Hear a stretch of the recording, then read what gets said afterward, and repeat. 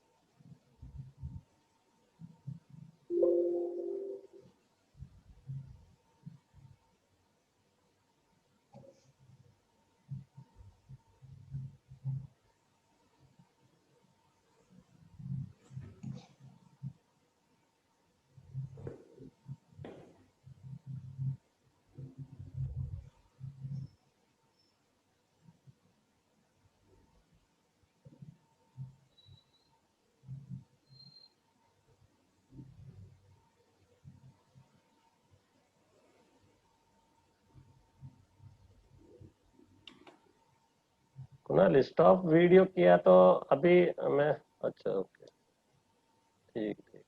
सिर्फ आप ही का वीडियो नहीं आएगा। हाँ ना, ठीक है, ओके ओके। नहीं, कोई भी नहीं दिखा था मुझे ना। Yes, so I guess. अभी यार नंबर ऑफ पार्टिसिपेंट्स 24 है ओनली, Yes. 26, ठीक है।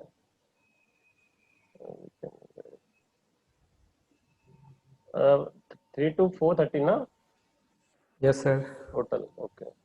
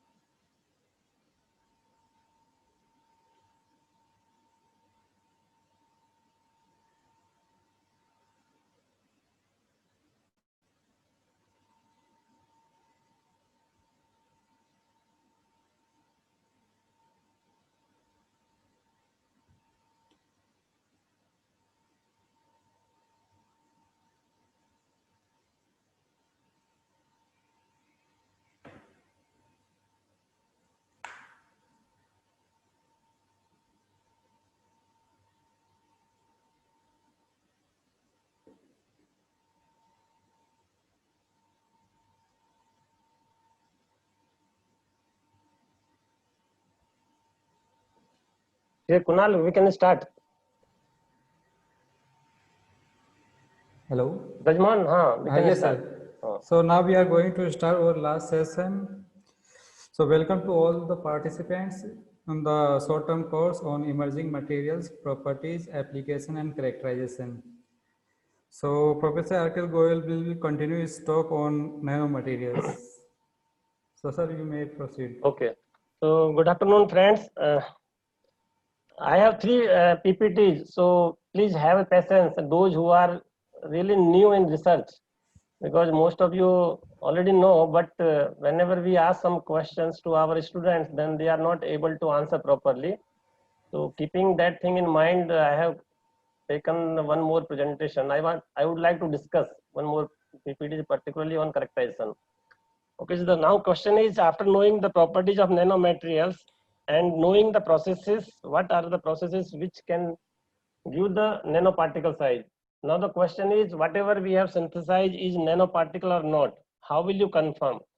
So to confirm it, there are so many tools or characterization tools, we can say.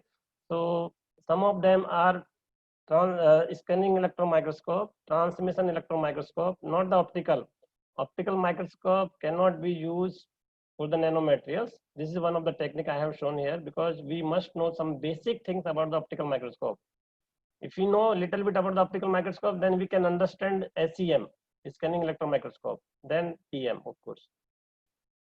So scanning electron microscope, transmission electron microscopes are most commonly used to get some information about the nanomaterials, particularly size and morphology. Then see, both these instruments are operated in vacuum, or we can say in a very, very high vacuum level. So there should not be any trace amount of the air. Whereas optical microscope, it can be used in air. So, but the main difference is environment in case of SEM and TM.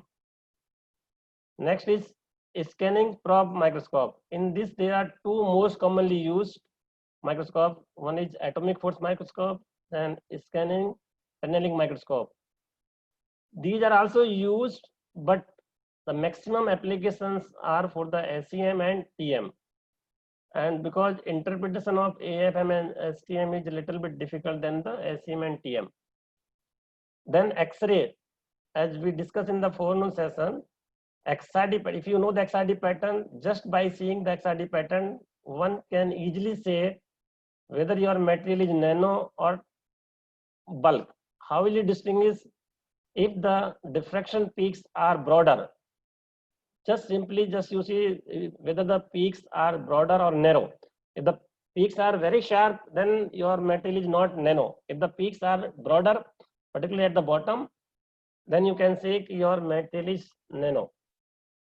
Then in nanomaterials also, whether your nanoparticles is amorphous or crystalline, how will you come to know? Of course, XRD can give information your material is amorphous or crystalline. But if you want to know the particular precipitate in the matrix, then XRD cannot tell you clearly. Then you need to have electron diffraction, ED, or you can say selected area electron diffraction. Selected area because you need to select the particular region, then you take the diffraction pattern. So you can get the electron diffraction of that particular area or of that particular precipitate. That is the beauty of, you can say, electron diffraction of your material. You can say selected area electron diffraction pattern. Then EBS, this is highly specialized, so I will not discuss that. Now spectroscopy, this here on the left side, whatever the morphology is there, particle sizes are there, you can get the information. But if you want to get the composition, how will you come to know? Then EDS, energy dispersive spectroscopy, that is attached with the SEM. This is accessory. So SEM does not give composition. It is the accessory detector, energy dispersive spectroscopy, which is attached with the SEM. If it is attached, then you can get the composition of the sample at the surface, not the bulk at the surface. Your sample surface should be neat and clean. Then there are other things. So ELS, XPS, then these things I will not discuss. So I will take 5 to 10 minutes on characterization. Important things I will discuss. So how the transmission electron microscope looks, you can see this is left side is whole setup is of TEM, and if you see inside what are those, so just you can see on the bottom right. So electron beam comes from the top black is, that is electron source. So here electron is generated, then there are some number of lenses which concentrate the beam of the electron beam, diameter of the electron beam. You can, this what is region electron beam, where it is written. So it is very important to keep the electron beam very parallel. All the rays should be parallel to each other. You need to focus it. Okay. Then that is this, it is shown here. This outside you can see this. So you need to insert the grid from here. So after inserting the grid from here, then you start the electron beam. Electron beam will come and interact with your sample. So this interaction will give you different signals, and those will be transmitted from the sample, okay, downwards, and all the images are taken at the bottom. This is the basic principle of TM, please remember. So now what is important here, your sample should be as thin as possible. If the sample is thick, the electron beam will not be transmitted, so you will not get any information. Therefore, it is mandatory to have the thickness of the sample less than 200 nanometer or less than 0.2 micrometer. If you are having the bulk sample, suppose bulk sample means you have nanostructured material, or you have metal matrix composite, polymer matrix composite. In those samples, you have the nanoparticles. How will you examine? So you simply cut the thin section of that sample. That thickness should be less than 200 nanometer, or if it is less than 100 nanometer, it is good. The minimum thickness should be 60, because some materials should be to interact with the electron beam. It doesn't mean that the sample thickness should be 10 or 20 nanometer. No, there should be some minimum thickness of the sample. So you can say 60 to 100 nanometer. So then what will happen? Electron beam has high energy, so that beam will interact with the sample, then signal will be transmitted. So you can collect those signals. Now, what are the grids? You can see on the bottom right side, there are 4 types of the grids are shown. So generally we use 200 mesh grid, 300 mesh grid, 200 mesh MESH, or 300. This number indicates number of apertures in 1 linear inch, number of apertures, holes. So if you have the length of 1 inch, how many holes are there? That is the number. Okay, so total number of how many holes are there in 1 inch length, not the area length. So anyway, so this now if you calculate theoretically what is the diameter, of course the diameter of each hole will be in micrometer, but we are going to examine the nanopowder. How it is possible? It is not possible. If you use the grid, naked grid, without coating, your materials will not be supported on the grid. So what is done? These grids are made of the copper, so you can coat, or generally in the market it is available. So carbon coated copper grids are used. Therefore, we call it carbon coated copper grids. So then coating of the carbon is applied. That coating is very thin, means transparent to the electron beam. So after applying the carbon coating, you can put your nanopowder over the grid. So powder will not pass through or downwards. So your thin film will support the nanomaterials that is there. So this is the box of the grid. These grids are vertically kept inside the box. So you take out one. Okay, then now the question is sample. If you have powder sample, you take a small quantity of the powder sample, put it in the solvent, sonicate it. This is the procedure. Without this, we will not be able to measure the nanopowder size.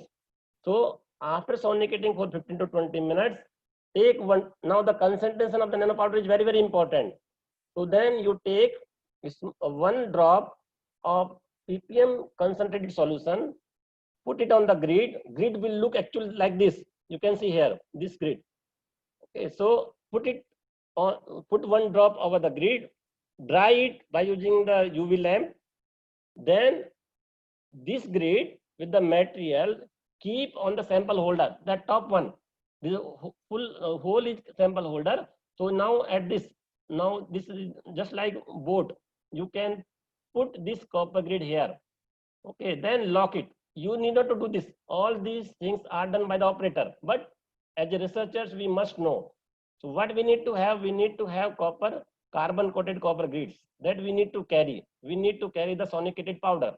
Now, after putting that, then insert the grid inside the sample holder. Now lock it. Then this sample holder is taken. Then what you can do? You insert from here. Okay. Now this is closed. Means insert from this side.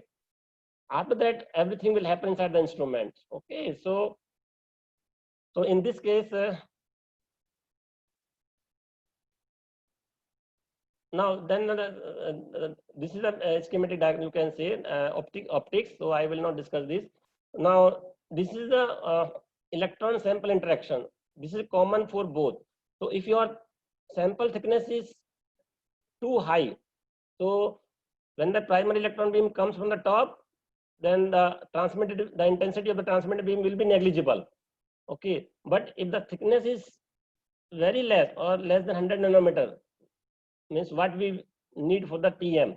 So then what will happen? Electron beam will pass through the sample after interacting. Now whether the electron beam is inelastically scattered or elastically scattered, means inelastically means some energy is lost. Elastically means energy is not lost. So these signals are collected by the TM. But if the sample thickness is more, you can say millimeter. Generally in SEM we can take the sample of any thickness, but maximum thickness is 20 millimeter because sample container has some restriction. Okay, so if the sample is thick, then top, whatever you see at the top, those signals will also happen.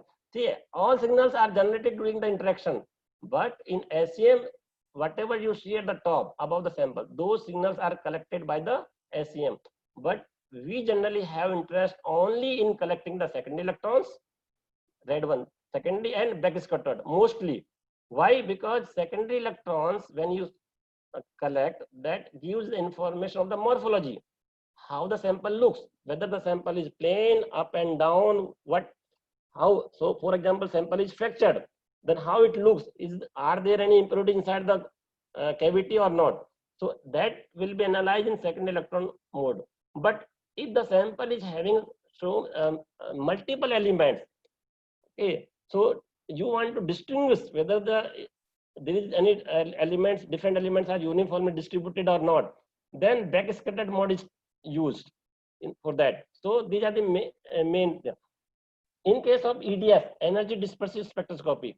So now what happens? Electron beam is coming, interacting the sample. If the energy of the electron beam is sufficient to generate the X-rays from the sample after interaction, those X-rays are also collected separately by EDS detector. So therefore it is shown here X-rays. Now means in SEM we generally take X-rays, that is known energy dispersive spectroscopy. Then if you take the images in secondary electron mode, it is known as SEI, secondary electron image. If you do under backscattered, it is known backscattered electron image. Okay, so after doing all these things, what will you see? You will see these things in the microscope. So for example, you see the top left one, this one. So what are the things inside that? So suppose this is the X material of titanium aluminum nitride. So TiAlN, titanium aluminum nitrogen. So these are the particles. Okay, so this whole is particle, but individual grains, crystallites are fused together. So you can see this is a one grain or particle or crystallite, this is another second, third. So all individual crystallites are fused together. They have different sizes. You can examine here. So scale bar is 50 nanometer. So you can make the judgment of what is the size you can measure by using the grid. Okay, so 50 nanometer. So you can say size around 75 nanometer, 80 nanometer, like that. Okay, because now you will see dark, bright. White is so because at this point number of particles are lying one on another, but here single. So how much electron is transmitted through the depth of that individual particle, that will decide the intensity of this image. Okay, now Now this is TM. Now next is SEM. In case of SEM, electron beam similar to the TM. Now the parallel electron beam is coming. Now where is the sample? Sample is at the bottom. In TM, sample was at the middle, but here bottom. So parallel electron beam is coming, interacting with this. So here what happens? Coil is there. So scanning, coil moves, scan. So your electron beam will move from one edge to other side, lifted up again one to another, like that. It scans just like a writer, just like a printer. Okay. So electron beam is coming, interacting the sample. Now, as we discussed in the previous slide, second electron image, backscatter electrons or X-rays. These signals are generated. You can collect. So this is a second electron detector, backscatter electron detector. So see, please remember, always second electron detectors are at a lower angle, whereas backscatter electrons are at the upper side. Why? Because the energy of the second electron is much lower than the energy of the backscatter electron. So second electrons have lower angle than the backscatter electrons. So you can collect these signals. Now, what is the minimum requirement? Because if your samples are electrically conducting, then there is no problem. Directly you take the sample and put in the grid. Generally, we take the stub, aluminum stub, okay, or brass you can take. So whatever the materials you have, you need to put over the stub. This is a stub, you can say, cylindrical top, okay. But in case of electrically insulating samples, what we need to do, we put the sample. Then if the sample, if you have the powder, then you need to coat, very important. Please, if the samples are electrically semiconducting or insulators, you put the powder here, then you need to coat by using this coater. Okay, so gold, palladium wire is there, that is heated, then plasma will be generated. That plasma coat the sample. But the thickness of that coating should be as small as possible, means should not be more than 5 nanometer. Why? The coating should be transparent to the electron beam. Otherwise, you will not see the surface of your sample. You will see the sample of the surface of the coating. So, for the conducting materials, you don't require, but if the samples is electrically semiconducting or insulators, we need to apply the thin coating of the gold or gold palladium, or other materials are also there. So now, if the samples are slightly more in height, or you can say 2 mm, 3 mm, 5 mm height of the sample is 5, 6 mm, what will you do? And sample is electrically insulator. So generally top is already coated, so top surface has become electrically conducting, but side is not electrically conducting. So whatever the electron beam will come interact, that will be only at the surface. There will be no grounding. So charging will happen. To minimize the charging because of the accumulation of the electron beam, what you need to do, when you mount the sample, we need to take the adhesive tape. These are the adhesive tape, adhesive, electrically conductive tape. So you take a small piece, cut it, stick at the top of the sample where you have coated, then stretch or that length of this adhesive conductive should be like that. It touches the top as well as the bottom, this top of the stub. So now whatever the electron beam interact with the sample after the interaction, during the interaction, so accumulation of the electron will not take place. So electrons can pass through the aluminum stub, this. So accumulation will not be there, so you will get better images. This is very, very important. If this is not done in case of electrically insulating samples, you will get white lines in the sample, means that is known as charging. Okay, so anyway, so this is what you see in the top left. This is image taken by optical microscope, 2-dimensional. You can see dark lines are there, grain boundary. Okay, white one region means number of lines. What you see in the between the grains, that is, those are grain boundaries or grains. But the same thing, if you see under the SEM, what will you see? You will see like this.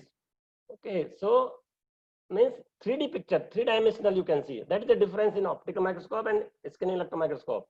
In scanning electron microscope, the depth of field is very, very good, you can say. Okay, so this is the beauty. Means if you want, even if you want to see at lower magnification, information you can get from both, but information in depth will be obtained by SEM.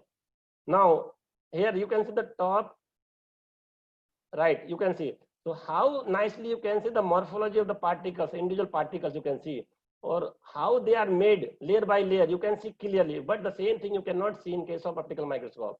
Similarly, at the bottom you can see screw.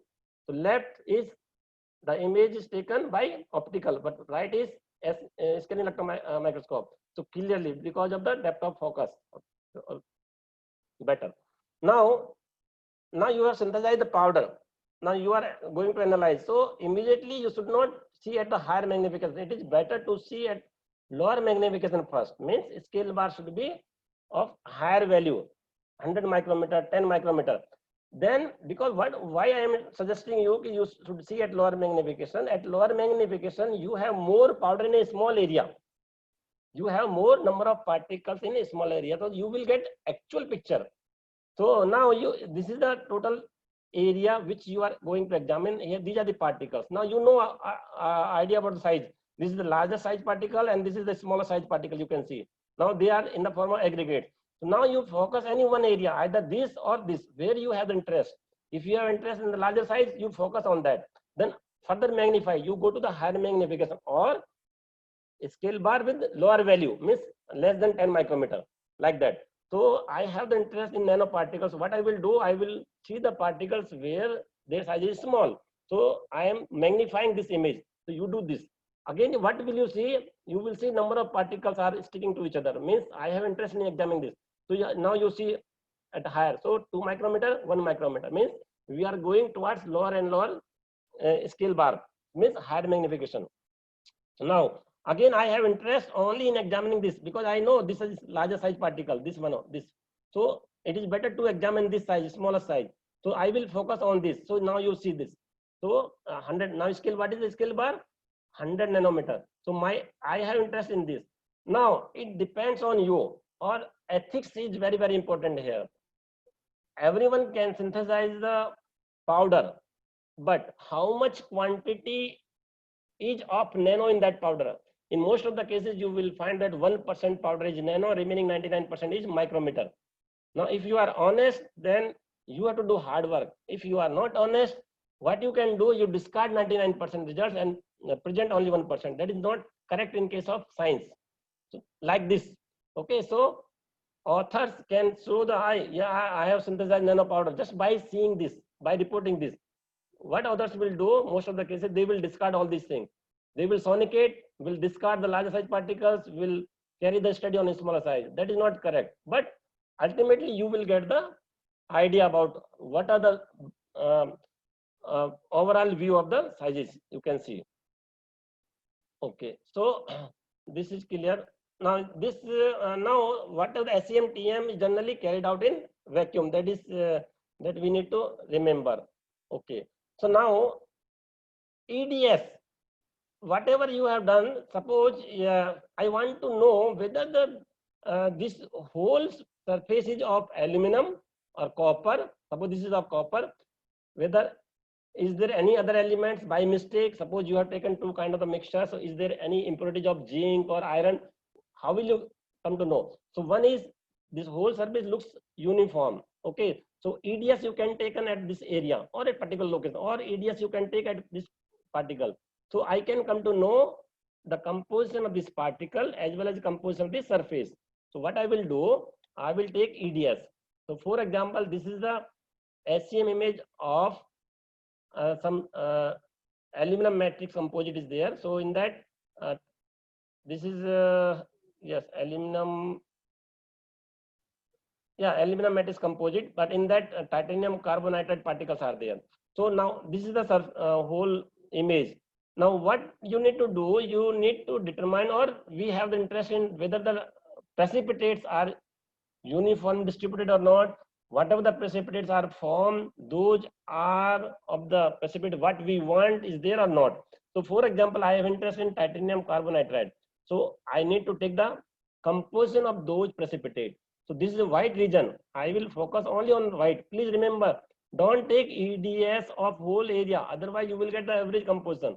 If you want to find out the composition of that particular region, you need to focus the region smaller than that particle. If you select the whole surface, what will happen? Electron beam has much higher energy, so that can penetrate in the matrix also. So it is better you take the inside smaller region. If you do that, then you will come to know the composition of that part precipitate. Clear?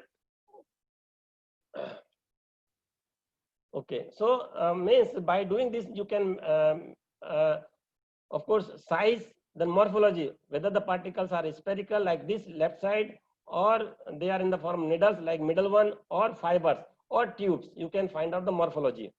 Similarly, whether the particles are monodispersed or have sizes of different, or powder particles are coated or not. For example, someone has synthesized the coated particles, means they have coated the nano size particles. So now it is necessary to find the thickness of the coating. So now you can see here, can you see that there are two regions? One is dark, having the same intensity of the darkness, but there is surrounding one ring having the darkness, less darkness. You can see this, this.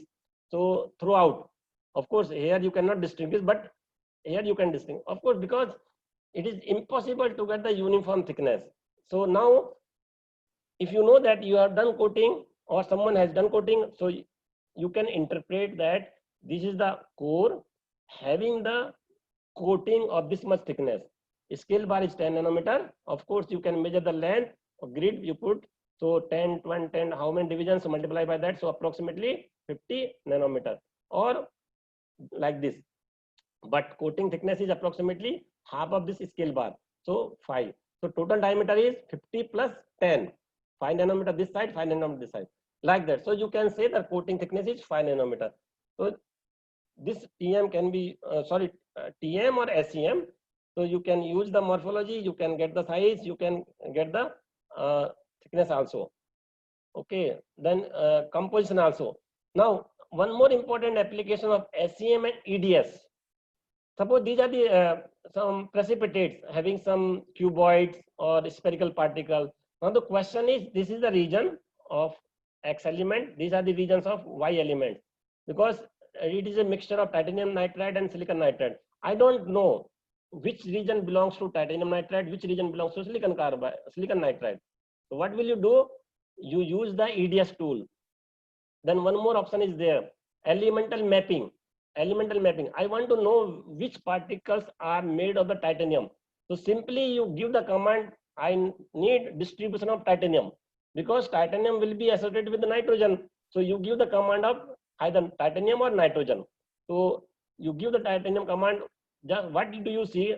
Right side or top, white at the surrounding. There is no whiteness at the center. What it indicates? Wherever you see the brightness, those are titanium. Means these are titanium particles. Okay. Now what I want to see? I want to see the silicon nitride. So I will give the command of silicon element. So what instrument will tell you? Just you see the bottom right. So brightness at wherever silicon is there, you can clearly see this central region is silicon nitride. These are the precipitates or cuboids are of titanium nitride. Is it clear? So whenever you add anything, any reinforcement into the matrix may be polymer, maybe ceramic, or maybe metal. So this is the way of getting the information about the uniformity of the reinforcement in the matrix. Okay. Then of course crystallography. Then I will not discuss this, because otherwise in one day everything will create the confusion. Okay. Now this is also important. In the morning session, I have discussed about the crystallite or particles. So in XRD, generally we get the intensity versus 2 theta. Okay. Now number of peaks, diffraction peaks you will get. Okay. Now the difference between the polycrystalline means bulk and nano. What difference will you see? In case of nano, you will get the peak broadening. After getting the peak broadening, what you need to do? Means software will do. What is the height? What is the half height? Okay. Full width at half maxima. This is maxima. This is the width. So 2 theta 2, 2 theta 1. Generally, this is taken, and this is in degree, so this is to be converted into radian. Okay, so now this is this circular region. I have shown so many grains, 1, 2, 3, 4, 5, 6. The whole is particle. Therefore, I have written particle size. And individual are crystallized because inside the individual crystals, atoms are arranged. You can see in any direction. So, okay, like that. So they are periodically arranged. So the individual regions is grain, but between the two regions, atoms are not arranged periodical, they are random. So that region is non-grain boundary. This is non-grain boundary. So if you measure the size by the XRD from the peak broadening, you will not get this size. You will get the size of these crystallites. Okay, not of this. That is the difference. If you get this from the SEM, you will get this size. That is the difference in SEM and XRD. But in TM, you can clearly see where the crystallites are fused together, as I have shown in the previous slide. This is very, very important to know. Okay, so now in case of silicon nanowires or carbon nanotubes, generally catalyst particles are taken. Okay, so this is silicon nanowire grown. Now you can see this longitudinal. This is the silicon nanowire. This is catalyst, silicon gold alloy. Okay, this is a catalyst. I will not discuss this in detail, but you can see how the catalysts are being used, how the growth of silicon nanowire is done. So clearly you can examine by using TM. Okay. Now you have synthesized powder. Now powder has been examined by SEM, TM. Okay, there you will get the broader views. Smaller size you will get, larger size you will get. Now there where you are focusing, you can manipulate. But one more instrument is there, laser particle size analyzer or dynamic light scattering, DLS or laser particle size analyzer. So in that what happens, similar to the TM, you need to prepare the sample, take the small quantity of the sample, suspend it in the solvent in using ultrasonic bath for 15 to 20 minutes. What will you see? You will get the histogram versus size of the particle. In this particular case, what do you see? You see the distribution of the particle size varies from 30 to 60 nanometer, then to 50 to 500. There are two histograms, just you see, very interesting. And the top inside, you see the TM, transmission electron microscope. Okay, so all smaller size particles are fused together. You can see very difficult to distinguish what is the size of the smallest particle, what is the size of largest particle. But you can measure it at a higher magnification. Okay. So this is very simple and important. So now why it is so? See, very simple. When I know the particles are from the CM or TM, particularly from the TM, the size is less than 100 nanometer. This will not happen, but it is happen. It is happen. Why it is? Because during the suspension, what happened? Aggregates are formed. The author means author. We were the author. My PhD MTech student has done this analysis. So during the dispersion, what happened? We have not added any surfactant. So because of that, what happened? Brownian motion is there of the particles, but they make the aggregate because of the larger size particles. So this is the size of the aggregate, not the size of the individual particle. This is the size of the individual particle. Okay. So very important to interpret like this. Now, even if you have done well sonication, but problem may exist. Why? In which solvent you are distributing the particle, you are suspending the particle, means selection of the solvent will also, the selection of solvent will also affect. Okay, so that slide I have not, anyway. So this is a, suppose in this case, if you take the different solvent, maybe you may get the one single histogram, means in that solvent, the chances for the aggregation may be less. Okay, so therefore selection of the solvent is also very important.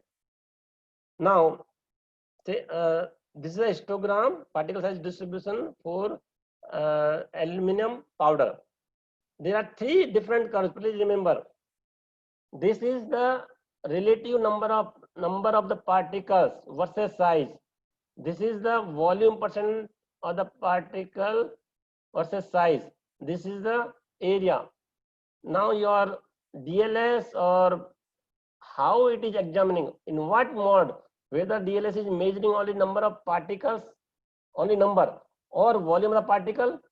It is very important. Why I am saying, if you plot the histogram, number versus y-axis is number percent versus diameter, or relative percent, volume percent versus diameter, just you see,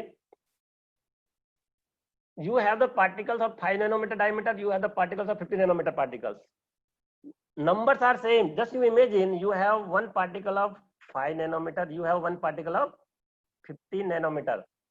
If you are counting number, so one particle 5 nanometer, one particle 50 nanometer. So this histogram will tell you 1 but how much is the volume of 50 nanometer? Because volume is the cube of the dimension, so obviously its intensity will be much higher than that. Okay, so this makes the difference, how you are measuring, how the instrument is giving, whether volume percent versus size or number percent. This is very important to understand. Now next is intensity, means if we are measuring the intensity of the particles versus diameter, now you know the intensity is 6th power of the size. Intensity of the particles is 6th power of the size. So further this difference will increase. So wherever the size is less, 5 nanometer, its intensity will be much lower than this. So maybe you may not get the smaller size particles, you get higher. So it is very important to mention whether the y-axis is number, volume, intensity. Okay, so all this information is now. It is very important when you have broader particle size distribution. If you have monodisperse, then it will give the same, almost same result, whether you measure by volume or number intensity. But it makes the difference when the size distribution is broader. Okay, so anyway, now if you have any question, I can answer those. Then I am switching over to another PPT. So we can have the break of 2 to 3 minutes. Kunal? Yes, sir. There are some questions regarding to Yes. the SCM TM. Yes, sir. So first question is the explain copper carbon coating is used in grids. Okay.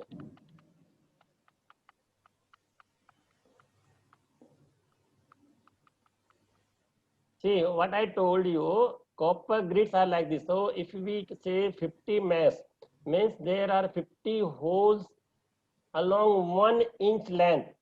Now, if you determine the size of the hole, that will be in micrometer, maybe 1 micrometer, 10 micrometer. But you are going to analyze nano powder. So if you put the powder here, this grid will not support the nano powder. First thing is that. Therefore, we need to coat the copper grid. The copper grid is generally coated by carbon. So thin film of the carbon is applied over the surface of the copper grid. So thickness is around 5 nanometer or 10 nanometer, that is transparent to the electron beam. Now this film will support the nanomaterial, that is the thing. If you have the thin film of larger diameter, suppose you can say 10, 20, 30, 50 micrometer, then it's no problem. But if you are analyzing the powder, then it is very important to use the carbon coated copper grids. Is it okay, or do you have different query? And sir, another question is how to analyze magnetic nanoparticles in TM. This is yeah. The question is completed. Yes, sir. How to analyze magnetic nanoparticles? There are restrictions like in MNIT also. Similarly, in University of Pune, I have seen 2 types of the transmission electron microscope. Because what happens if you do the analysis of magnetic particles, those magnetic particles are stick towards the this probe, I think, which probe I don't know. So that blocks the apertures. Basically, that blocks the apertures. Therefore, operator asks you what kind of the materials you have.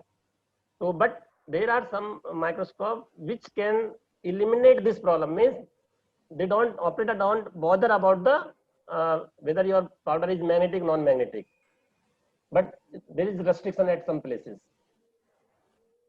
So another question is explain use of backscattered electron. Use of backscattered electron. Oh, See, okay, same thing I can show. See, I do not have that slide. So, for example, you have copper or iron copper. Okay, so or you can say copper aluminum alloy in which some precipitates are there. Now, morphology means that will tell you the difference in the gray scale. Okay, dark or bright, dark or bright. You cannot make the judgment which element or which compound is where. So if you want to confirm that, then in that case, what happens? Backscatter electron image will give the better contrast. Okay. Suppose the elements which have higher atomic number in SEM, that will give brighter region. Elements which have lower atomic number, that will give darker. Okay, opposite. In TM में reverse होता है. That is there. So in that case, otherwise backscatter this is second electron image is used to get the morphology only. So another query is, what is the use of magnetic lens and scanning coils in SEM? What is the use of scanning? What is the use of magnetic lenses and scanning coils in SEM? No, that I cannot discuss because I have more. See, that I have not discussed. Huh. Yeah, I guess I have mentioned its answer below. Okay. See, that, You can just go ahead with the next. yeah. So another question is, please explain the difference between XRD and SEM in terms of grain boundaries. In terms of grain boundaries, Yes, sir. no. See, you cannot use the SEM and XRD to get the grain boundaries idea. It is difficult. Okay, SEM में भी करोगे तो आपको you need to prepare the sample, then do the again etching because the thickness of the grain boundary is of few atomic thick. Without etching means it is not possible to see the grain boundary of 0.5 nanometer, 1 nanometer, even 1 nanometer. It is difficult. So original grain boundaries cannot be seen under the scanning electron microscope. Yes, sir. And another query is, if we want to predict the grain growth associated with the Bell products, which technique or analysis or software should we use? See, grain growth again, he or she can do in situ measurement of the grain growth. See, nowadays hot stages are available in the SEM also. So whatever synthesis we want to do, we can examine instantaneously what is the size, after how many seconds, minutes, what is the size, everything can be done. But cost of that instrument is too high. It is possible, we can do by SEM also. Sir, another query is that how we differentiate the particle size and aggregation size in laser particle size analyzer? नहीं देखो, then in we cannot differentiate, but we can prepare the sample by adding the surfactant. Okay, so you prepare the sample, you do the sonication nicely, means for different times, suppose 15 minutes, 30 minutes, 45 minutes, 1 hour, then examine the same sample after different time of the sonication, then you will come to know what is the minimum size. Once you get the minimum size distribution, that is the original size. Otherwise, you are getting the aggregates. Or it is not easy to break the original crystals by using sonication. Aggregates will be broken during the sonication. Yes, sir. So another query is the EDS attached to SEM and EDS attached to TM. What are differences? No differences. Generally TM, नहीं, EDS तो दोनों जगह no problem, no differences. Sir, another query is, please explain the difference of number and volume intensity. अरे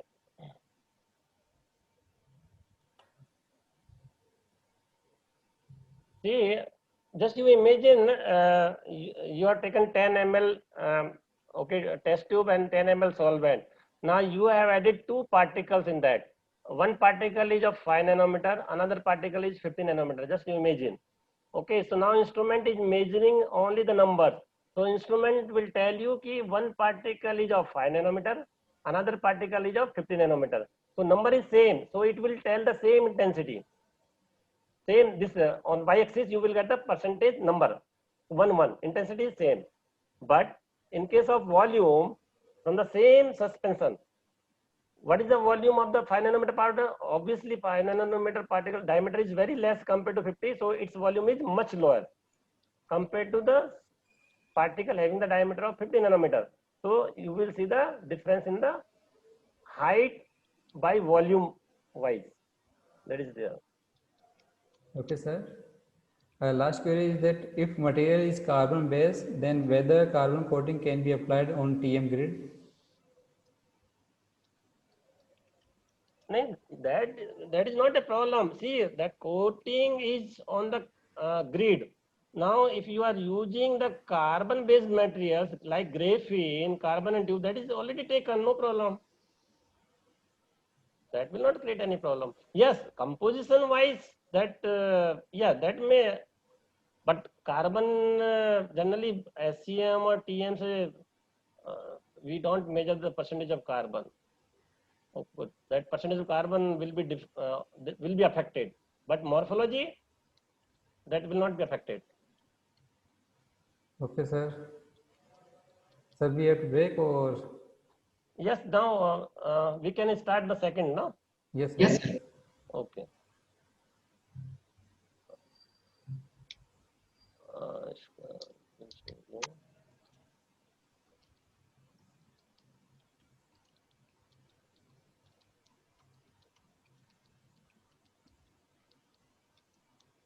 okay, so time.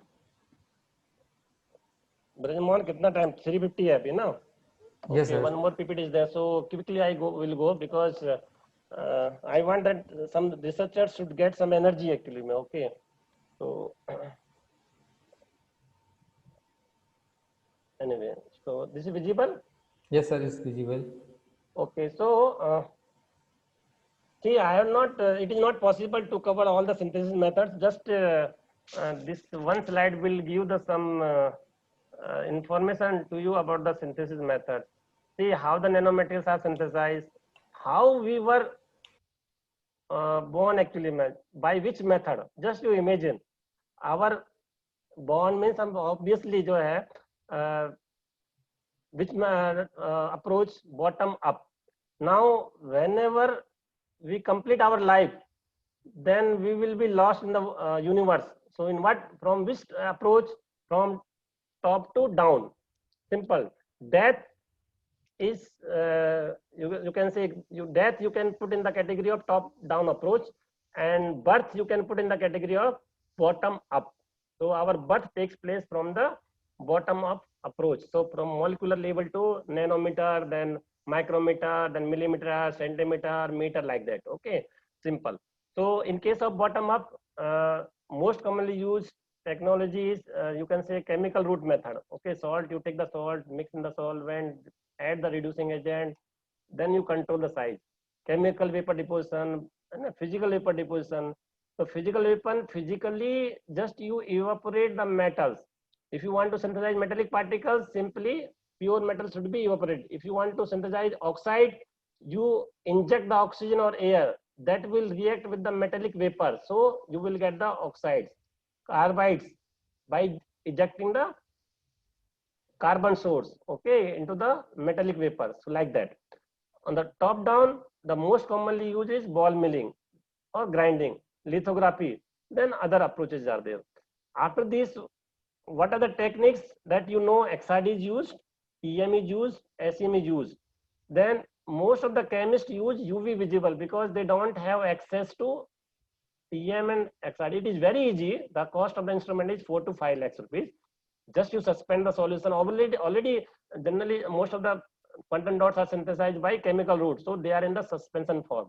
So you can take the small quantity, then what is the UV visible, you will get the spectrum. So from that you can find out the approximate sizes. Okay, you can make the judgment.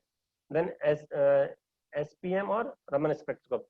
of course, number of applications are there that I will not discuss. So what I want to discuss, carbon nanotubes. Okay, so the carbon is available in the graphite, diamond. We all know from the thousands of years, carbon exists in the graphite and diamond. Difference, you know, sp3, sp2. But nowadays, or from 1990s, carbon in the form of fullerene, C60. Then after 1991, from the research of the IJIMA, carbon nanotube in the form of single walled, multi-walled carbon nanotubes. Okay, and fullerene is known as zero dimensional because it has all the dimensions almost negligible. Okay, single wall has diameter from 0.4 to 1.45 nanometer. Isolated single wall carbon nanotube. Please remember, and because of the tremendous surface area of the single wall carbon nanotube, it is very difficult to find the isolated single wall carbon tube. It is found, or it is present in the form of ropes, just bunch of the isolated carbon, single wall carbon nanotubes. That is the drawback. Okay, then multi-walled graphene sheets are rolled concentrically. Okay, first, second, third, fourth. Now, of course, theoretically, and whenever some speaker talks, they will always talk ideal properties. Mechanical properties, extraordinary. 1000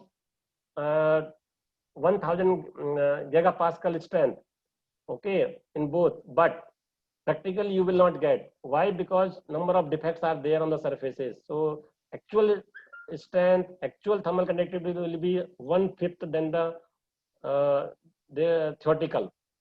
Okay, so in multi-walled, what are the drawbacks? You put it in the tensile force, so what will happen? These concentric rings will be slide to each other, so you cannot exploit it fully, its properties fully. Similarly, single walled, they are present in the form of ropes. So ropes will, or single wall carbon tube will slide together during the application of load. So that is there. Okay, so now this is different. This is okay. Now, so many methods are there: arc discharge, laser ablation, chemical vapor deposition, high pressure carbon monoxide. So these are the 4 methods. But in brief, what happened? None of the carbon nanotube, none of the methods can give you highly purified carbon nanotubes. Means you will get impurity. If I say more than 90% impurities, nothing wrong in my statement. Okay, now the question is, after doing so much hard work, after synthesizing carbon nanotube, how will you remove the impurities? That is very, very important. What are the impurities? So number of impurities are present in the carbon nanotubes. Aromatic carbon means if the carbon is not fully utilized in synthesis of the single wall, multi-wall, and it is making, synthesizing different allotropes. So that is the aromatic carbon. Okay, amorphous, it is not crystallized, so you will get amorphous. Polyhedron, okay. Metallic particle means if you generally during the synthesis of carbon nanotube by arc discharge, catalyst particles are taken, or in laser ablation also. So those catalyst particles are cobalt, iron, and nickel. Those will remain with the carbon nanotubes. Okay, so now this is very important to remove these impurities. So carbon nanotube can be purified by either chemical or physical based purification. So chemical, gas phase, liquid phase. Gas phase, simply you oxidize the amorphous carbon, basically carbon soot or polyhedron, whatever that you can by in oxidizing atmosphere. Or liquid, generally acid solution is taken. In physical, whatever the sizes are of larger size, those can be separated, or you can dissolve some soluble impurities. So for that, microfiltration, solubilization of the CNT with functional group, high temperature annealing, because some defects are created on the surface of carbon tube. Particularly, this is happen in case of CNT synthesized by chemical vapor deposition. So annealing is to be done. If you do the annealing, then whatever the defects are there, those will be removed. Magnetic purification, you can remove the magnetic impurities. Okay, so like that, we need to use one or more than one combination of the method. Otherwise, single method is not sufficient to purify the carbon nanotubes. Okay, now the question is how the carbon nanotube looks. Just you see the one bottle of 1 this is the its capacity is around 1 liter. Okay, and how much is the carbon tube? Single wall carbon tube only 1 gram. Please see, very important. Its capacity is around 1 liter and it is fully filled from 1 gram single wall carbon tube. Okay, so now how it will look, if you see by your naked eyes, it is just like a black powder of kajal. Okay, a koila you can say. But if you look it by SEM, how it will look, you will see just like grass, just like dried powder of the grass. Okay, you can see. One cannot say easily it is carbon tube. Okay, so now this is now random, everything is random, but at the bottom you see the aligned carbon tubes are there, aligned. Okay, now what happens, these are the CNT synthesized by the arc discharge method. These are the well aligned means by CVD method, chemical vapor deposition. That is the beauty of the chemical vapor deposition method. I mean, it gives well aligned carbon nanotubes. Okay, now this we have already discussed. So after synthesizing single wall carbon tube, see, single wall carbon tube or any materials, nanomaterials, in the pure form, one cannot use it. Okay, because they are in the form of aggregates. So ultimately, they have the application in the form of composites or ferrofluid, nanofluid, like that. So we need to disperse in the solvent by adding surfactant or dispersant or coupling agent. Okay, you can make the stable. Okay, so now again, now previous images were taken from the SEM. Now how they will look in the TM.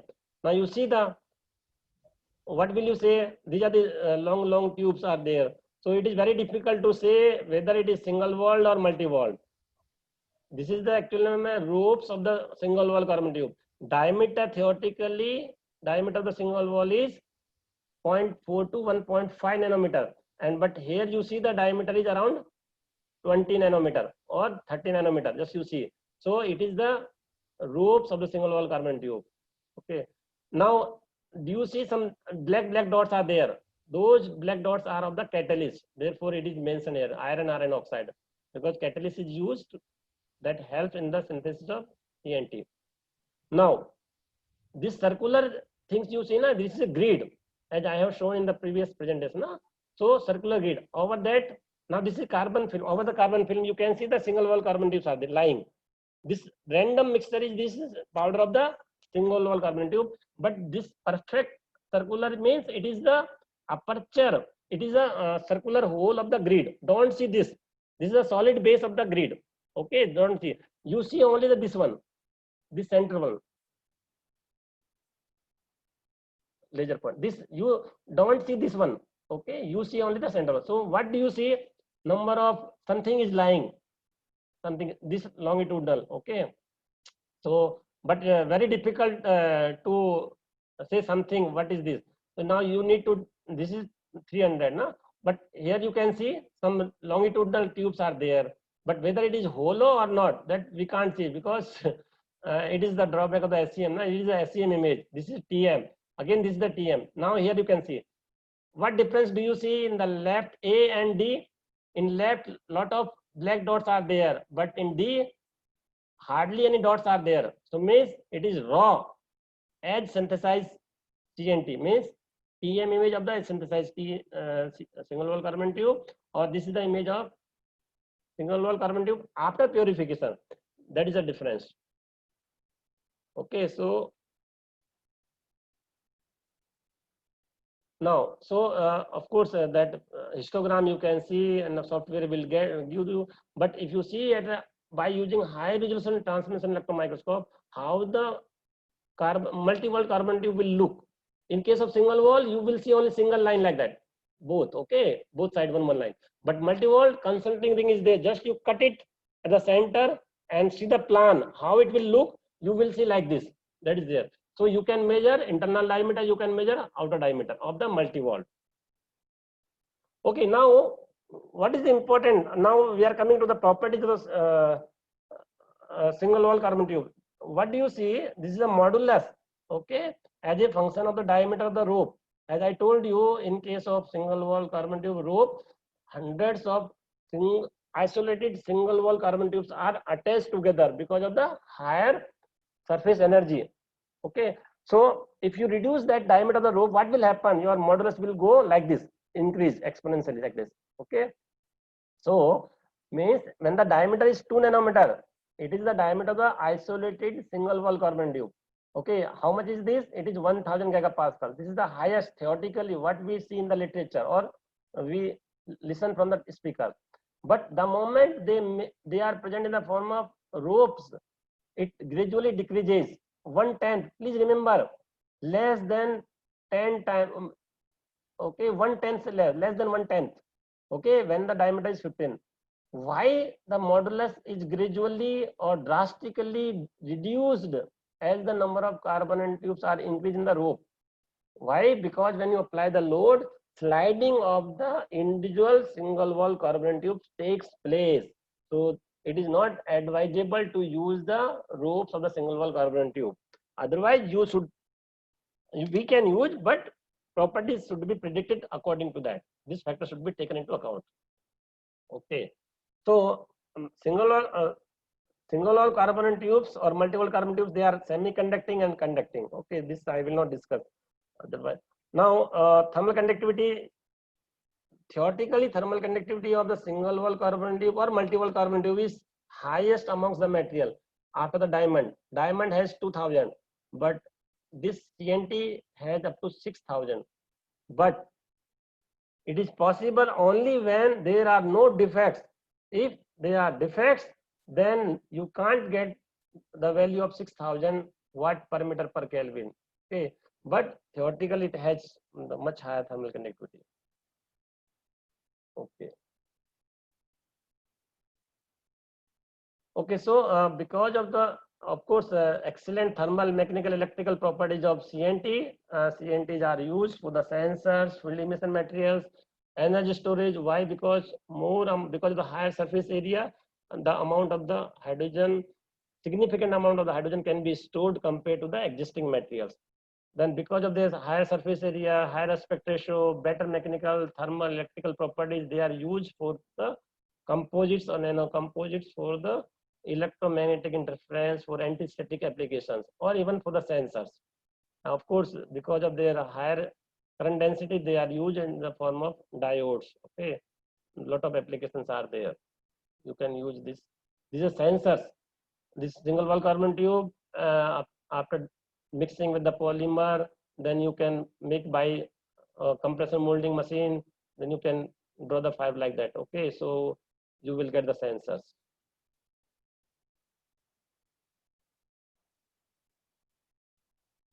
Okay, so number of, now see in case of composite how it is advantageous. Just you see pure nylon similar to this other polymers also, but their Young's modulus, tensile strength, just you see how much. The moment you add 1.5, please remember, only 1 or 2% carbon in tube, addition of 1.5% carbon in tube can double the Young's modulus or more than that, or can increase the tensile modulus by about 40%, even 50% without decreasing the percent elongation. Generally, in composites, whenever you add any reinforcement into the polymer matrix, the percentage elongation is decreased. But this is the only case, or in case of nylon, when we add carbon in tube, percentage elongation is not reduced, it is slightly increased. So in brief, means the addition of CNT can enhance the mechanical properties, can increase the thermal conductivity also, can reduce the coefficient thermal expansion also. Okay, and the stress strain curve, if you see polymer shows like this, fibers means single wall carbon tube pure will show like this. If you add carbon nanotube or any reinforcement in the polymer matrix, their properties or stress or strength will be in between, depending on the how much quantity we are adding. That is the beauty of the composites or nano composites. Okay, so you can see. Now, how will you make the composites? There are three methods: solution method, melt mixing, or in situ polymerization. That if the time left, then I will discuss the separate presentation I have. Otherwise, we can see the this only properties. So this is for the pure, but when we add the carbon nanotube 1, 2, 3, 4, 5 like that, so the modular strength is increased. You can see upside. Percentage elongation is decreasing. Or in brief, as the single wall carbon nanotube is increased, you will get. Now very interesting, whether it is hardness or strength or thermal conductivity, trend will remain like this. See the top curve on the right side, very interesting. Nature may be slightly different, but in general the curve will be like this. So in the beginning, when you add 0.5%, 1% or 2%, you will get significant increase in the thermal conductivity, increase in the mechanical properties, or increase in the coefficient, or means in case of coefficient thermal expansion, I will say dimensional stability or reduction in the coefficient of thermal expansion, because we need less coefficient of thermal expansion. So, but now the question is why there is less increment after 1%. This is very important. So up to 1% or 2%, what happens? The carbon nanotubes are isolated to each other. They are not in the form of aggregates. The moment you add more and more amount, their distance is reduced. Distance between the nearest carbon nanotube is reduced. So they make the aggregates. So now once the aggregates are formed, they have the pores or porosity. They are the weaker sections, weaker points. Therefore, modulus or strength will not increase. It will increase slightly because the addition of CNT will enhance the strength, but the presence of porosity decreases. So both will compete to each other. So that is the reason. You take any example, you take any system. Always in the beginning at lower concentration, you will get significant. Thereafter, you will get saturation. After that, if you want to see what happened at 10%, that may be on the downwards. Okay, so means aggregates will dominate, then the reinforcement effect that is there. Okay, very important. Now, the maximum application is in electromagnetic interference. What you need in case of anti-static in automotive sector, inside the panel, up in vehicles, wherever we use the carbon, automotive cars. So panel is there. So white is generally blackish, or nowadays some aesthetic is given, some show or some other thing, but that is not completely insulating. So some conductivity is to be provided. Otherwise, because of some reason, if suppose there is some electron, there is some charging, that charging may lead to the fire. So that fire should not happen. Therefore, some conductivity to the powder, to the polymer is provided. So in that case, carbon black is added. Instead of now carbon black, if you add, then higher amount is to be added. So that make the polymer brittle. So what happens? Instead of carbon black, carbon fibers or carbon nanofibers or carbon nanotubes is added. So it's very less amount is required. So what happens? Just you see the pure polymer conductivity is negligible, means very less. 10⁻⁻10 Siemens per meter. The moment you increase the nanotube, you will get like this. In the beginning, no improvement, but suddenly you will get. Why it is so? Because after 5% or 6%, all the nanotubes are touching to each other, so electron can flow from one end to another end. Okay, so this is known as percolation threshold. So these materials are useful for the EM, electromagnetic interference, for the electrostatic discharge. Okay, now for the EMI shielding, we need this region. For the electrostatic, we need this region. Okay, so now you can decide, because this is not preferred. Here what happens, as you have seen in the previous case, mechanical properties will be deteriorated because of the aggregates. So we don't want the materials which have brittle nature. Okay, so obviously this region is very important. So here you will get the optimized mechanical properties, electrical properties. Okay, this is just reverse. This is the conductivity, this is the volume resistivity, so opposite. Okay, so similarly thermal conductivity you can get. So means in brief, it is very interesting to see the behavior of composites, particularly nanocomposites of polymer base. So you add whatever you want to add, but you need to keep in mind the application. It is not like that blindly you add whatever you have. No, depending on the requirement, depending on the applications, you need to select the in particular reinforcement, having the particular size, how much quantity, all those things you need to do. Okay, so this I will not discuss in detail because time 4:13. Okay, so in brief, percolation behavior, just I want to explain to you. So if you have the carbon black, so what happens? This resistivity. So polymer remains resistive. Nothing will happen up to this concentration. So you need to add this much quantity. So large quantity you need to add carbon black.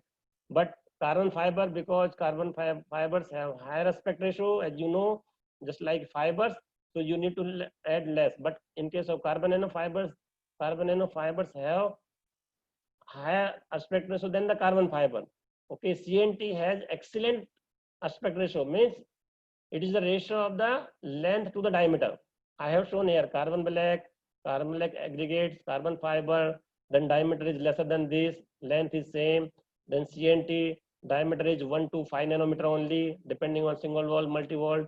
Okay, so the question is because of the smallest diameter or highest aspect ratio among these, this CNT will give the lowest percolation threshold.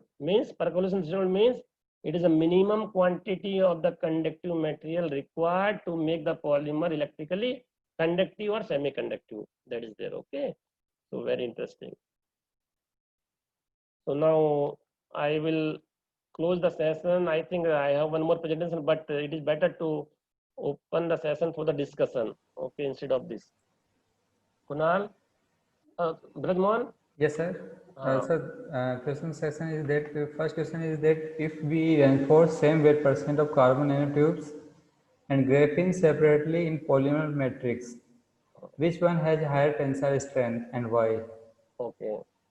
See, question is very interesting. As I told you, it will be first before adding the CNT or graphene, we must know what is the diameter of the carbon tube, whether the carbon tube is purified or not. What is the thickness of the graphene? If you are talking about the monoatomic thick graphene, then of course it has properties better than carbon tube. Okay.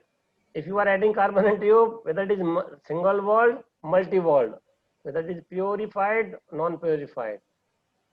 Yes, the cost of single wall carbon tube or carbon tube is much higher than the graphene. See, when we say graphene, it is few layer graphene. I can tell you frankly, it is not monoatomic. It is difficult to synthesize or to get from the commercial market. Okay, if you are talking about the commercial product, then definitely it is few layer graphene. Its cost is 1/10 than the cost of the carbon nanotube. So I will advise to use the few layer graphene or graphite nanoplatelets, which has cost 1/10 or 1/20th time less than the single wall carbon tube, because dispersion of the single wall carbon tube is very, very difficult. It remains in the form of aggregates. Okay, sir. Another query is how graphene can be rolled into carbon nanotubes. No, please remember, it is just to explain to the audience. Generally, graphene sheet is not rolled. It is just to the, see, when we are in the class, how the students can catch the teacher. No? Yes, teacher is discussing. Please remember, it is hypothetical. See, during the synthesis, we are creating the condition in such a way that generally we use the carbon source to make the graphene or to make the carbon tube. So during that, only the carbon atoms join together, whether it is joining in the form of graphene or in the form of single walled, multi-walled, double walled. So you have to provide the conditions for the synthesis of either single walled, multi-walled, double walled. Okay, just that slide was only just to show you. Okay, if it is rolled like that, you will get single walled. If you roll like this, double walled, multi-walled.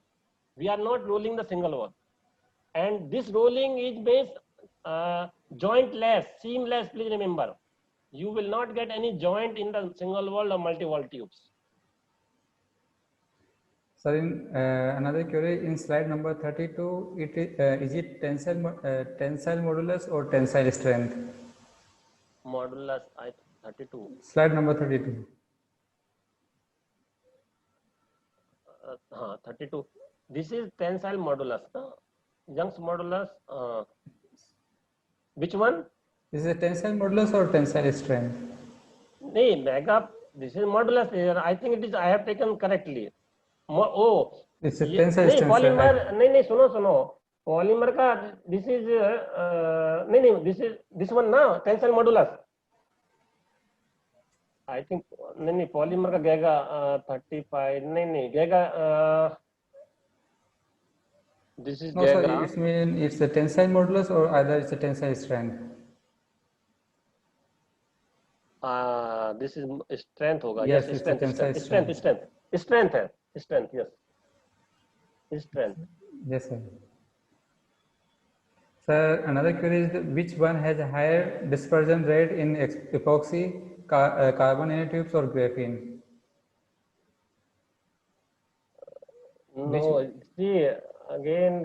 See, it is not. It is very difficult to tell which has better dispersion. See, generally in polymer we do not mix the reinforcement directly into the epoxy, na?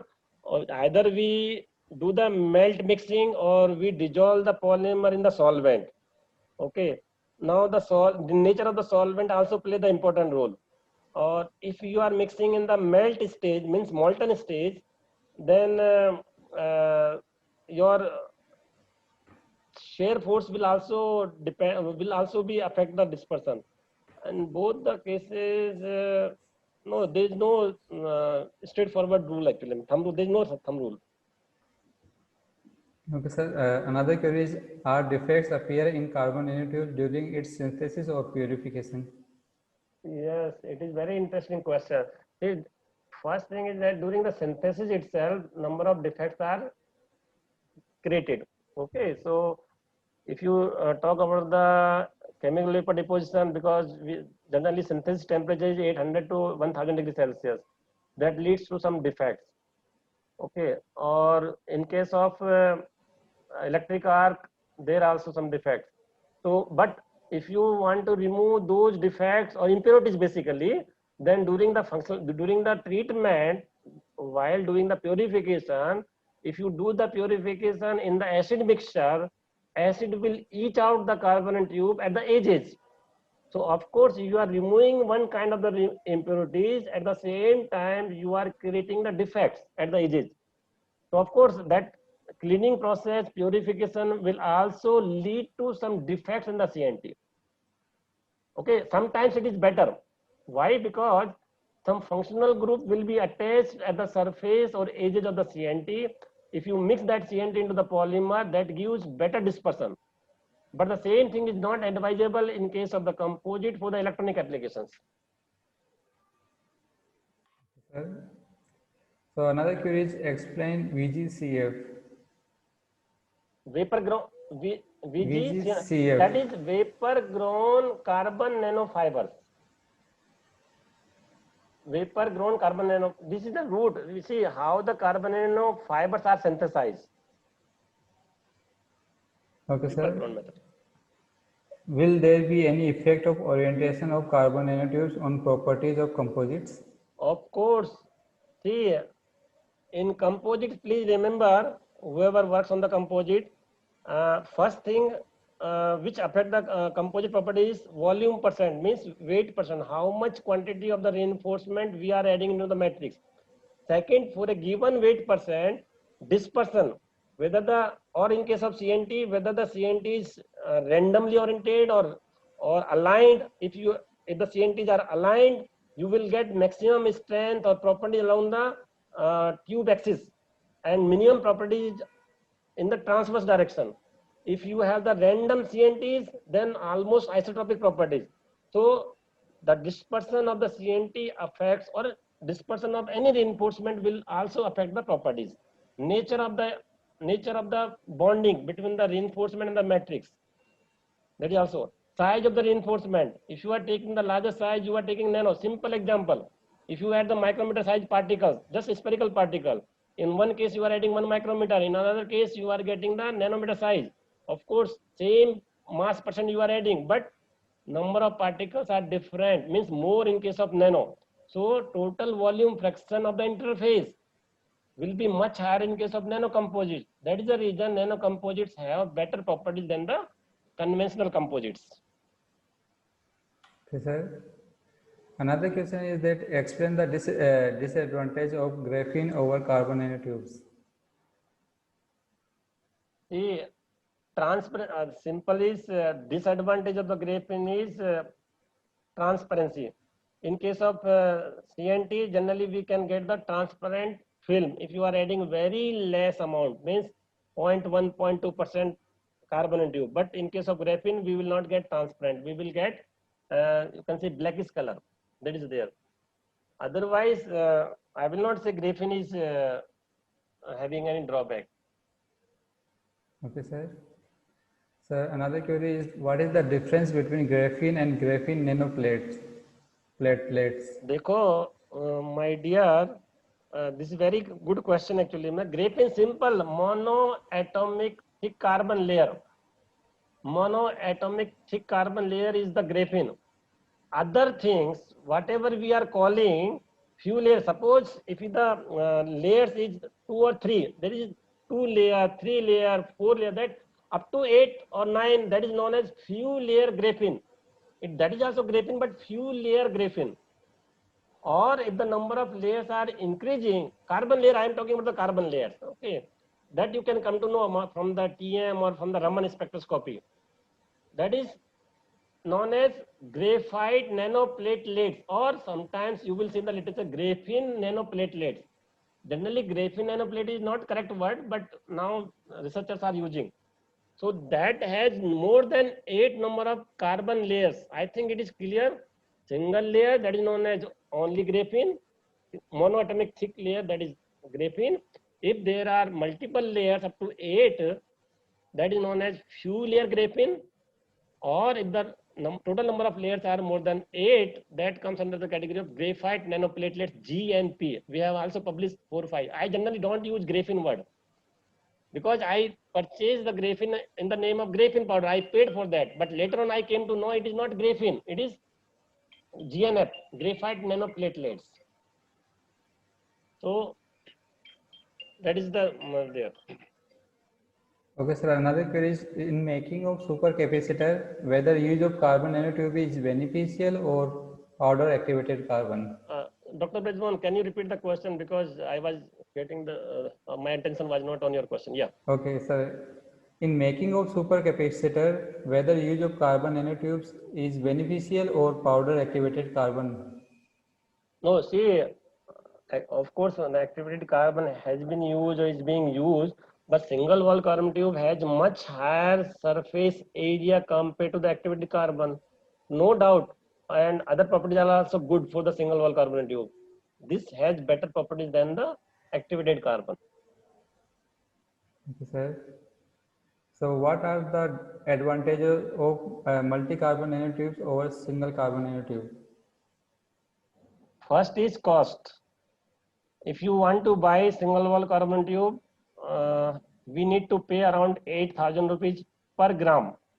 But for the multi-wall carbon tube, it is around 1/4, around 2,000 rupees per gram for the multi-wall carbon tube. I am talking about the imported carbon tubes.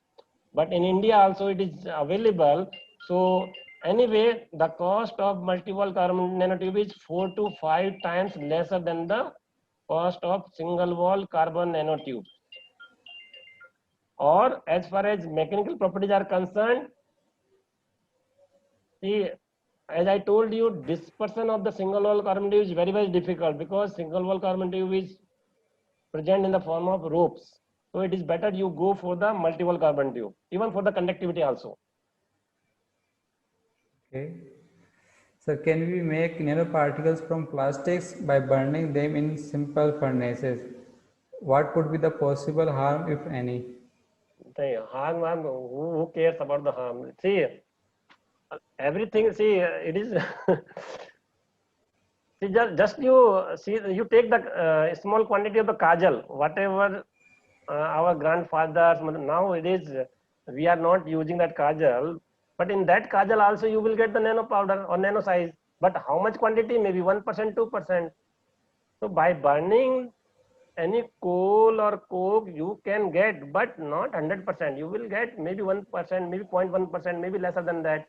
So you need to examine it. No, easily it can be obtained, but separation is challenge. How will you separate? Then how will you examine? Because all do not have the SEM, TM. SEM cannot give the idea. It is the only TM at least. So all these challenges are there. Okay, sir. Another question is there any health hazard with carbon nanotubes? That is true. Any nanomaterials means all nanomaterials are hazardous for the health, and we need to be careful when we handle any nanomaterials, because whatever the porosity of our skin is there, no, that cannot prevent entry of the nanoparticles having the size of lesser than 100 nanometer. So always we should use the gloves. Even our nose, okay, cannot prevent. So during the inhalation, those nanoparticles will enter inside the body. Once they accumulate above the permitted level, then that is not good for the health. But in a small quantity ppm level, those will be out from the proper channel. But above the critical percent, that critical percentage is not defined in the literature. But it is, of course, if the nano powder is going inside the body, is not good for the health. But except copper, silver, they are permitted up to some percent, up to some ppm level. Means they are advantageous. But if these amount, even the percent, if even the copper and silver, they are exceeding a particular limit that is in ppm, that is also not good for the health. Otherwise, they are having antibacterial properties. Yes, sir. Another query is please discuss phase segregation in polymer nanocomposite when films are formed from solutions. Dr. Brahman, can you repeat the question? Please discuss phase segregation in polymer nanocomposite when films are formed from solutions. Oh, very good question actually. I think that whoever has asked, he has done some experiment. See, the segregation, see, it happens when there is large density difference in the density of the polymer, or means matrix and the reinforcement. Okay. Now, if you are talking about the single wall or carbon nanotube, the density of the carbon nanotube varies between 1.4 to 2.2. Again, it is very interesting, my dear. I am not using any particular value. I am using the range of the density. Why? Just you imagine the density of the graphene is 2.2. Theoretical density of the graphene is 2.2. Okay. So now we are rolling it. The same weight is occupying the more volume than the graphene. So obviously the density of the single wall or multi-wall will be lesser than the density of graphene. But in literature or even suppliers gives density of CNT more than 2.2. Can you answer why? In some literature or in some data sheet of some manufacturer, you will see that density of the carbon nanotube is more than 2.2 or it is around 2.5. It is possible only when some catalyst particles are present in the CNTs, because catalyst particles are iron, cobalt, nickel or their oxides. Their density is always more than 4 or 5. So if they are in 5%, 10%, that increases the density of CNT. Okay, anyway, this is one thing. So now density of the CNT or any reinforcement is more than your polymer. Obviously, these reinforcement have the tendency to settle down.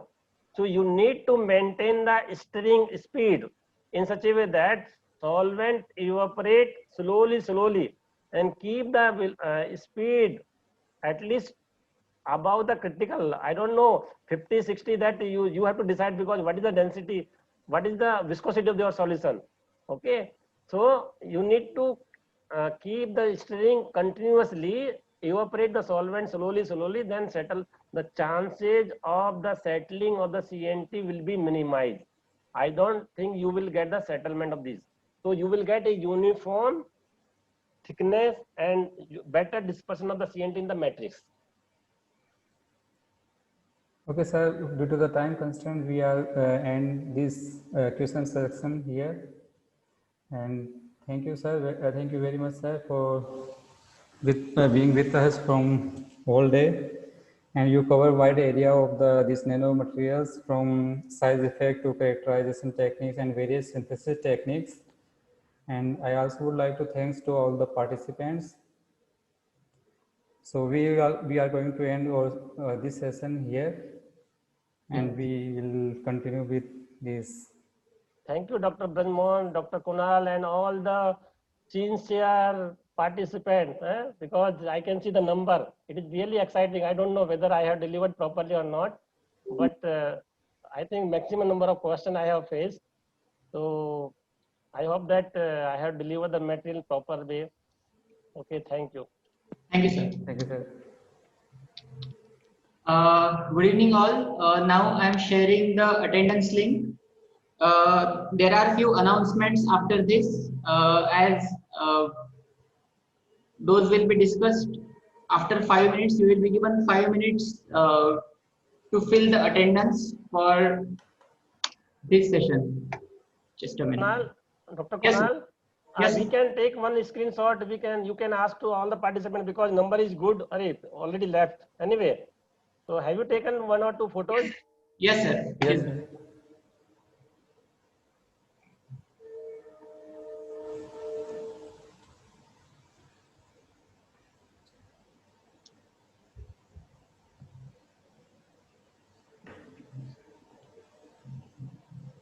So I have pasted the attendance link. So please mark your attendance for this session, and then we will have a few announcements and then feedback session.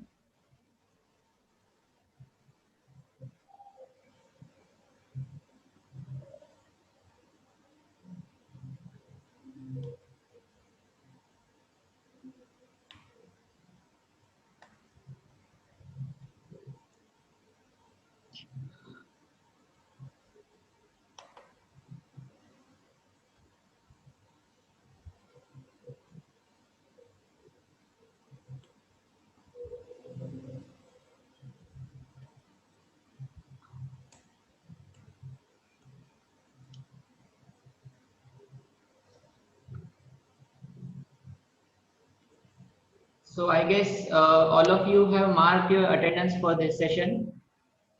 So first of all, on behalf of the organizing team of the online short-term course on emerging materials, properties, applications, and characterization, I wish you all great future ahead, good health and prosperity on this auspicious occasion of Onam. So it is a festival that is being celebrated in South India mostly. So best wishes for that from all the organizing committee. So before starting the feedback session, we will have few announcements. First of all, you might have gone through the chat of this on the WhatsApp group that we have. So due to some last moment connectivity issues, we have cancelled the exam part of our short-term course. Another thing, we went through the attendance, we compiled it, and good news is you all will get course participation as well as course completion certificate. That will be in the form of e-certificate that was already mentioned in the brochure. So next thing is you all will receive your e-certificates onto your registered mail ID till tomorrow evening 6 p.m. rather prior to that, but 6 p.m. is the deadline. Before that, you all will receive your e-certificates onto the registered mail ID that you have registered while filling up the registration form for this online short-term course. Next thing is regarding the recordings of session. So we need a little time to edit the recordings as there was a redundant part at the beginning. So we got the permission and we will share the recordings of all the sessions with all of you. This is majorly done because we understand that we have 130 plus participants coming from literally n number of backgrounds, and it is also true that all cannot be interested in a single session. So therefore, We will be sharing the videos of all the recordings with all of you, that too till tomorrow evening, so that you can download them and listen them as per your interest, and whichever session you have missed, so that you will get to know by relearning or revisiting the sessions, downloaded sessions, obviously. Yeah. So with this, with these announcements, rather, I open the session for feedback. Due to time constraints, only few of you will get a chance to speak to all of us. But I will be sharing the link for feedback onto the WhatsApp group, so that everyone can submit the feedback. Obviously, that feedback will be for improvement at our end. So that will be beneficial for us to improve our maybe management and other things in the next short-term courses or online short-term programs that we will arrange in the future. So for the feedback session, or the feedback links rather, it will be open till 8 p.m. tonight, so that you will have 2 to 3 hours to fill the feedback as per your convenience. After that, it will be closed. So now I request some of you to please come forward. Please write OK into the chat section, so that I will unmute that particular participant. And then please, I request you to give your feedback. Please be brief, be short, so that maximum people will get a chance. Yeah, just a minute.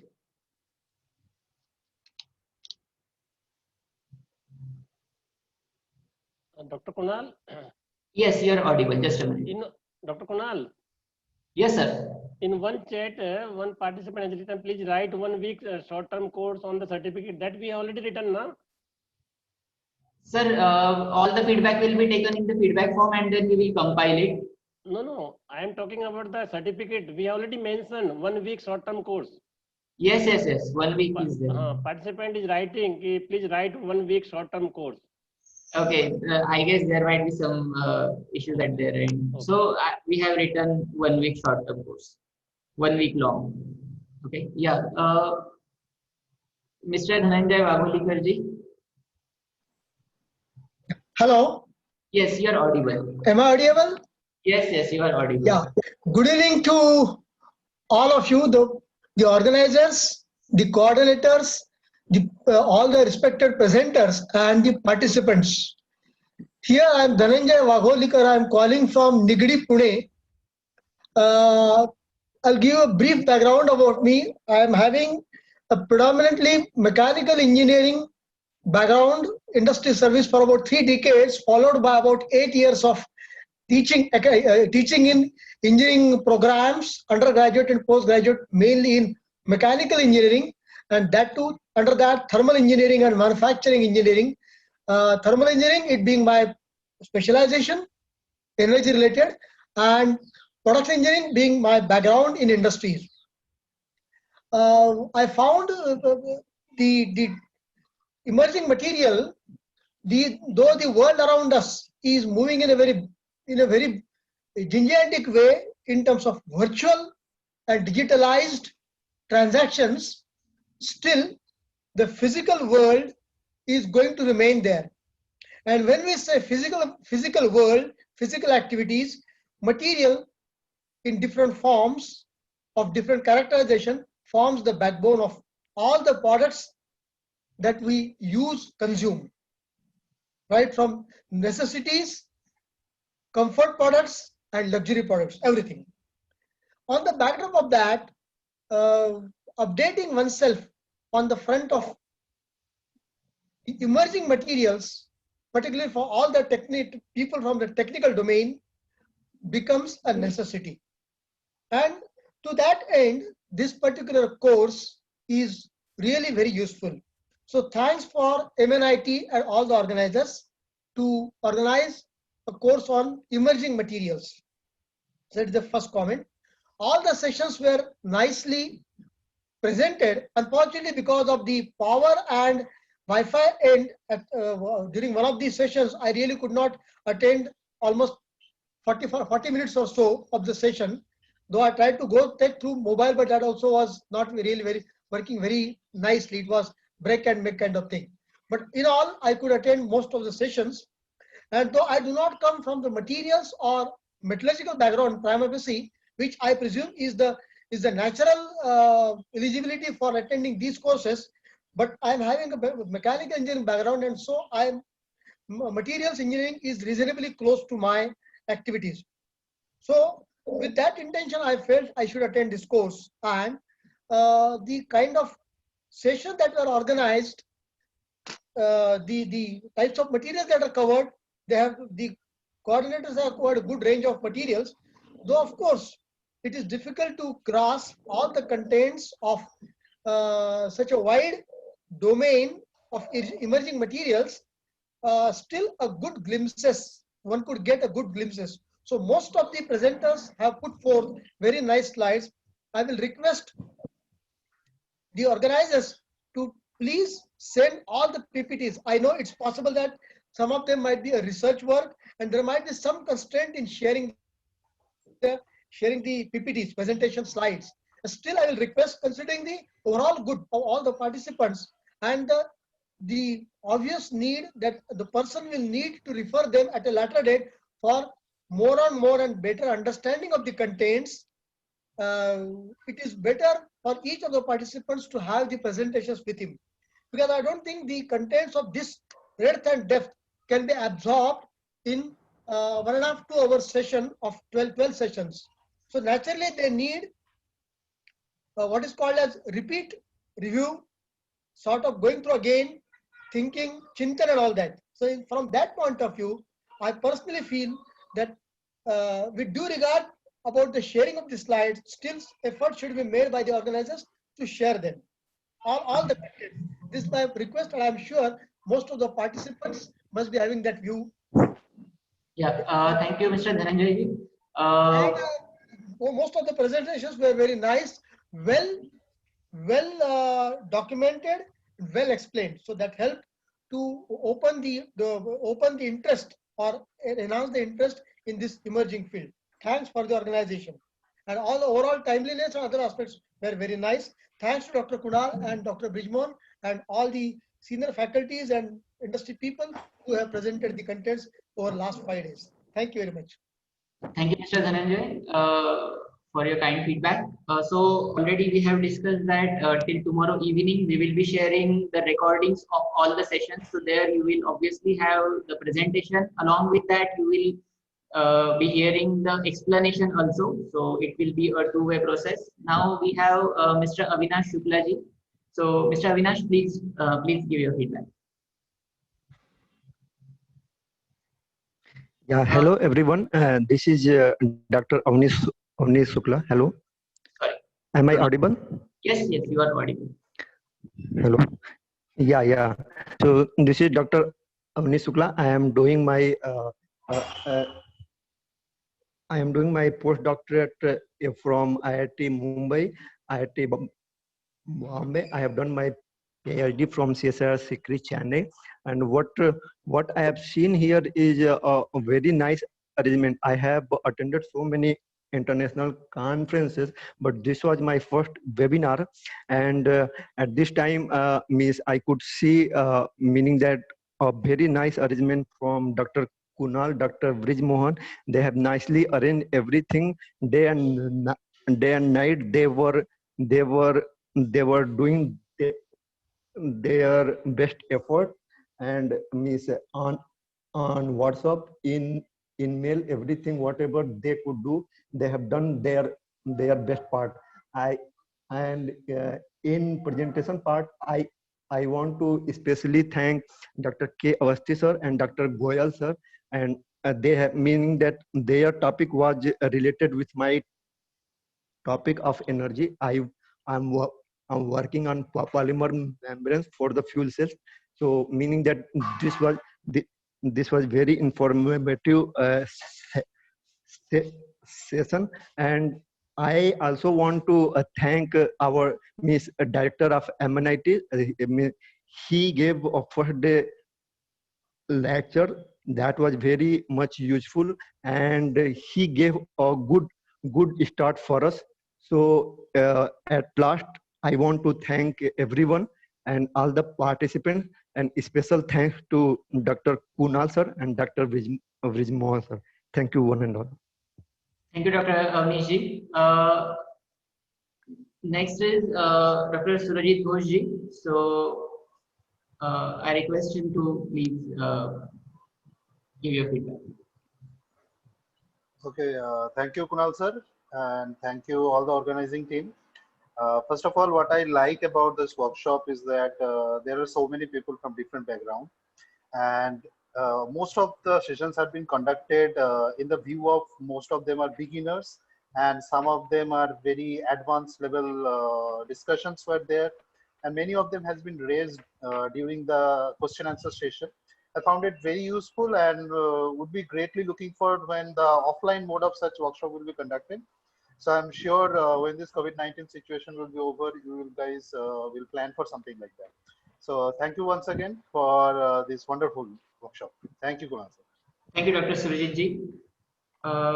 Just a minute. Yeah, many have commented. We appreciate all their comments and motivation. So I guess with the time constraints, you all will again get an opportunity to give your feedback in the link that I will post in the group once we are done with this session. So that there you can comment. We will go through each comment in the feedback that you provide, and we will work on that. So with this, I start the session for vote of thanks. Obviously, that is one of the most important sessions. On behalf of organizing committee of this short-term course organized by Department of Metallurgical and Materials Engineering of Malviya National Institute of Technology, Jaipur, I would like to thank our Chief Patron, Professor Uday Kumar Yaragatti sir, Honorable Director of MNIT, then Professor Sampath Kumar TS sir of IIT Madras for chairing the session of inauguration, then Professor R.K. Goyal, who is the convener of this program as well as head of the Department of Metallurgical and Materials Engineering, MNIT Jaipur. I would like to thank all the key resources person for this program. It is Professor Sampath Kumar sir, Dr. Kamalendra Avasthi sir, Professor R.K. Goyal, then Dr. Ramakant Sharma from KAIST, Dr. Manoj Jangid from IIT Bombay, Dr. Nitesh Kumar from NIT Hamirpur, and Dr. Shashi Bhushan Arya from NIT Karnataka Suratpal. I express deep gratitude to all the participants for bearing with us, for going through all the instructions that we were providing on the mail as well as on the WhatsApp. Obviously, there was not a single motto to trouble anyone with the exam part and all, but just to maintain the decorum and to maintain the seriousness, we included that along with the attendance part. And last but not the least, I would like to thank TechCube Phase 3 for sponsoring this event. With this, I take your permission to close this session. Rest of the things will be communicated over our WhatsApp group as well as over email. Again, I'm just before closing it, I'm just repeating the few of the announcements that I made meanwhile you were when you were filling up the attendance. So again, so there won't be an exam part for this short-term course due to some technical issues. Next one is you all will get participation and course completion certification. The certificate onto your registered mail ID till tomorrow evening 6 p.m. Along with that, you will get link to download all the recordings of all the sessions till tomorrow evening. Those things I will share on WhatsApp, the link for recordings. Yeah, so with this, if any one of you have any further query, then please post it on the WhatsApp group. There we will be answering, and we will be there to help to assist any one of you if you face any difficulty. With this, I thank all and I close this session. Thank you. Thank you all.